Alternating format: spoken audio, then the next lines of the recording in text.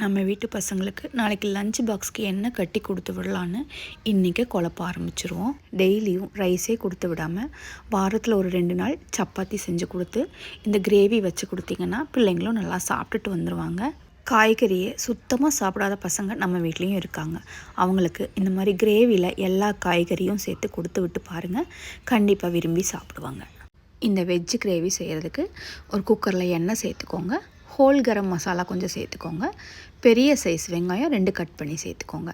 2 பெரிய சைஸ் தக்காளியும் கட் பண்ணி சேர்த்துட்டு நல்லா கொலைய வேக வச்சு எடுத்துக்கோங்க. இஞ்சி பூண்டு பேஸ்ட் 1 ஸ்பூன் சேர்த்துக்கோங்க. ராஸ்மல் போகிற வரைக்கும் வதக்கி விட்டுட்டு 1/2 ஸ்பூன் மஞ்சள் தூள் சேர்த்துக்கோங்க. 1/2 ஸ்பூன் மிளகாய் தூள் சேர்த்துக்கோங்க. தேவையான அளவு உப்பு சேர்த்துக்கோங்க. 1 ஸ்பூன் தனியாத்தூள் சேர்த்துக்கோங்க.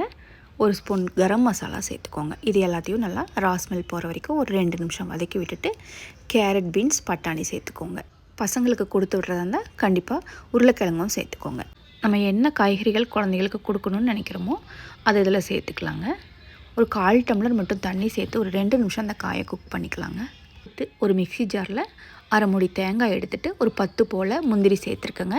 1 ஸ்பூன் சோம்பு சேர்த்துருக்கேன். இதை நல்லா ஃபைனாக அரைச்சி எடுத்து இதில் சேர்த்துருக்கேங்க. தேங்காவை சேர்த்துட்டு அதே மிக்ஸி ஜாரில் கொஞ்சமாக தண்ணி சேர்த்து அந்த தண்ணியும் இதில் சேர்த்துக்கோங்க.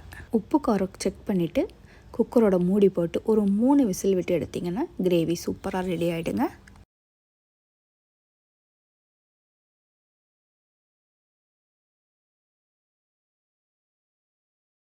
கடைசியாக கொஞ்சம் புதினா, கொஞ்சம் கொத்தமல்லி, கொஞ்சம் கசூரி மேத்தியும் சேர்த்துக்கோங்க. இந்த கசூரி மேத்தி நல்ல ஃப்ளேவர் கொடுக்குங்க.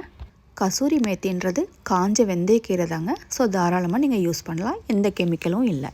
காய்கறி மட்டும் வெட்டி வச்சா போதுங்க. 10 நிமிஷத்தில் இந்த கிரேவியை ரெடி பண்ணிடலாம். நீங்களும் ட்ரை பண்ணி பாருங்கள். இந்த வெஜ் கிரேவியை நீங்களும் ட்ரை பண்ணி பார்த்துட்டு எப்படி வந்துச்சுன்னு கமெண்ட் பண்ணுங்கள். அண்ட் மறக்காமல் நம்ம வீடியோஸ்க்கு லைக் பண்ணுங்கள். நம்ம வீடியோஸை உங்கள் ஃப்ரெண்ட்ஸ் அண்ட் ரிலேட்டிவ்ஸ்க்கு யூஸ்ஃபுல்லாக இருக்குன்னா கண்டிப்பாக ஷேர் பண்ணுங்கள். அண்ட் இந்த மாதிரி ஃபுட் வீடியோஸ் பார்க்க நம்ம பேஜை ஃபாலோ பண்ணி வச்சுக்கோங்க. அண்ட் மறக்காமல் நம்ம யூடியூப் சேனல் மீனாஸ் லைஃப் ஸ்டைலை சப்ஸ்கிரைப் பண்ணி சப்போர்ட் பண்ணுங்கள். அடுத்து நம்ம சேனலில் என்ன ரெசிபி ட்ரை பண்ணலான்னு உங்களுக்கு ஏதாச்சும் ஐடியா இருந்தால் கண்டிப்பாக கமெண்ட் பண்ணுங்கள். நான் ட்ரை பண்ணிவிட்டு உங்களுக்கு வீடியோ ஷேர் பண்ணுறேங்க. ஓகேங்க, இன்னொரு ரெசிபியோட அடுத்த வீடியோவில் பார்க்கலாங்களா? தேங்க்யூ.